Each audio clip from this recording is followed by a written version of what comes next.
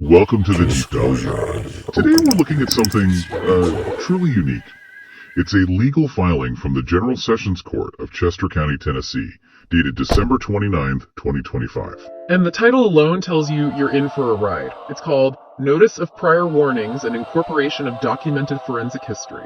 So the filer here is a Josiah Halton, and he signs off as an ambassador, plenipotentiary, and divine witness. Right, and that's key. From the very first line, he's signaling that he doesn't see himself as being under the court's jurisdiction in the usual way. So what's the mission of this document? It's not a typical defense, is it? Not at all. He states very clearly his goal is to correct the record about the knowledge and intent of the City of Henderson Police Department, or CHPD. He's not just defending himself, he's going on the offensive. He is. He asserts the CHPD is, and this is a direct quote, a criminal organization acting with willful blindness. Okay, so let's unpack that. His central argument seems to be that their actions on September 29, 2025 weren't just a mistake. Exactly. He claims they were violations of standing courtesy notices he had already sent them. So this is theme one, really.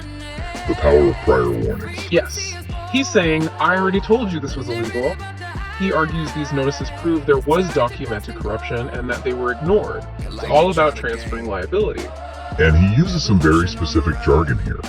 He wants the notices incorporated as immutable metadata. That's a deliberate choice. By that term. He's trying to make it sound technically and legally undeniable. You know, like data on a blockchain, something the court can't alter or ignore. It's an attempt to bypass judicial discretion. So he's saying this isn't up for debate, it's just a fact. Precisely. And he claims these notices stated that police statutes do not supersede the word of God or the universal law. Wow. And for you listening, it's important to know these were formatted under the One People's Public Trust framework, which is part of a larger alternative legal movement. So because the police were, in his view, warned, any action they took after that point is illegitimate. Yes, and that leads to the next theme, defining official lawlessness. Which brings in some more incredible phrases. It does. He says their violent apprehension of him based on visual guess constitutes forensic fraud and retaliatory structural violence. Retaliatory structural violence. So how does he define the police as a criminal organization?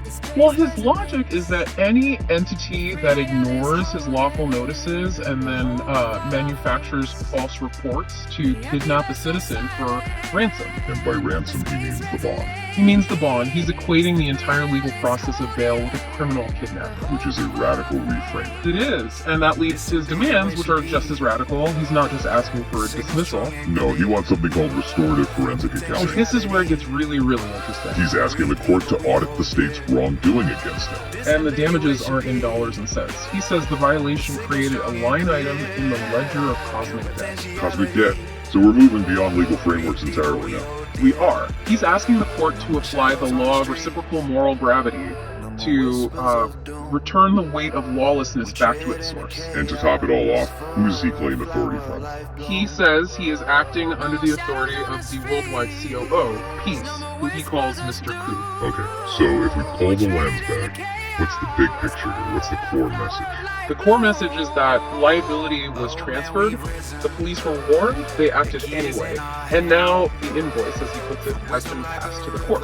So what this means for you, the listener, is that this document is a fascinating attempt to use the conventional court system to validate a completely alternative, self-defined legal and moral world. It absolutely is. The whole thing frames the relationship between a citizen and the state as, a commercial one. Debtor and creditor, liability and immunity. All codified with this language of immutable metadata, which leaves us with a final thought to chew on. When is a piece of paper just a warning, and when does it become an invoice? Cosmic journeys flow.